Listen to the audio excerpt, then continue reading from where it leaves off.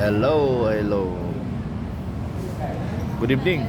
Ang ganda pala dito sa lugar na ito, Arton Street, along Katipunan Avenue. Maganda, tingnan nyo.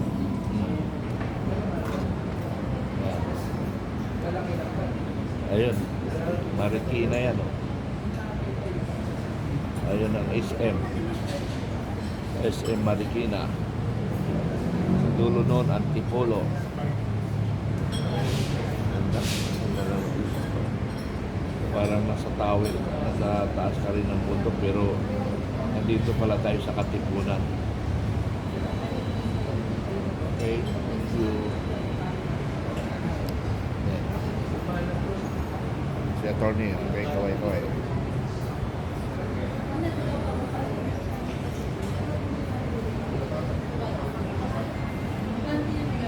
Oh, sir, may dagdag, sir.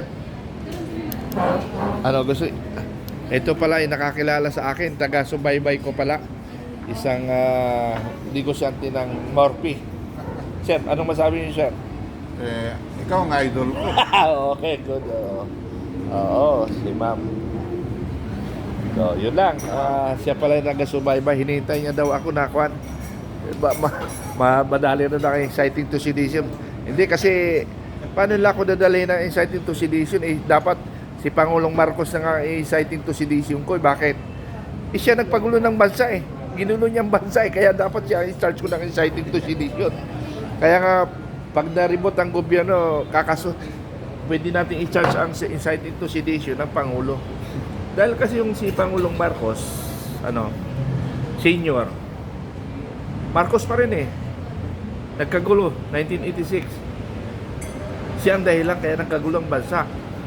Although may mga opposition, pero ang pinag-usapan dito, Marcos pa rin nagsimula nung gulo ng EDSA 1. Ngayon na naman, Marcos pa rin. Kaya sa totoo lang ito, maraming Marcos na kasama ko na ayaw gumamit ng Marcos sa apelyido. Kasi nakakaya na eh, puro Marcos na lang ang in history. Marcos ang nagpagulo ng bansa. Sorry kasi idol ko talagang Marcos noon. Pero ngayon, wala na. Nandidiri na ako, lalo na lumabas ang video. Okay lang ang private life yun eh.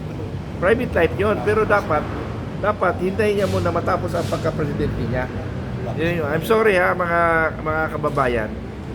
Dapat dapat kung talagang linya yun, wala tayong question doon. Kasi personal yun, personal na buhay. Pero bilang isang pangulo, dapat tiisin niya lang muna. So, yun lang mga dagdag ko na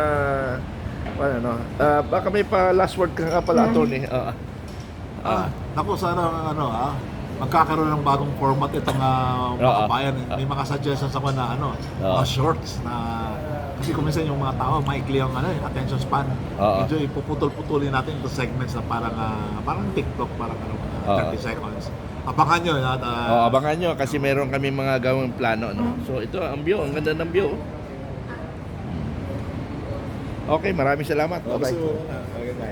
Kaso may mga tao, gusto rin pakita yung in-expose ni Maharlika. Ayun, wala nang laman kayo. Ayun, idugtong mga, sabi mga attorney, tapos focus ko. Kung naalala nyo, yung boss ni Auntie Claire na hindi na confirm dahil kauupo pa lang niya, nag-award siya ng contract sa isang entity na sarili niya. Nasa harap ko. Ito yan Kaso baka may madam. Pero ako, yan diretso. Yan. Yung madilim na yan, yan. Yan, madilim na yan. Yan yung sinasabi ni attorney. Yung expose ni Maharlika. Yun i-expose ni Maharlika. So, marami kaming kwento na nakuha dito. Ito na isa pang maganda. Retired judge. Si ano? Sino? Retired judge. Retired judge? Nagsalita din sa inyo sa kwan. Retired judge, nagsalita. Virgin Garcia. Si General Garcia, retired yun eh. Oo. Yung Ilocano na nag-Ilocano pa siya na kwan. Kasi Retired judge. Nagsalita siya. Nagsalita doon siya sa inyo. Dito diyan sa White Plains. Okay. Wala, dami kasi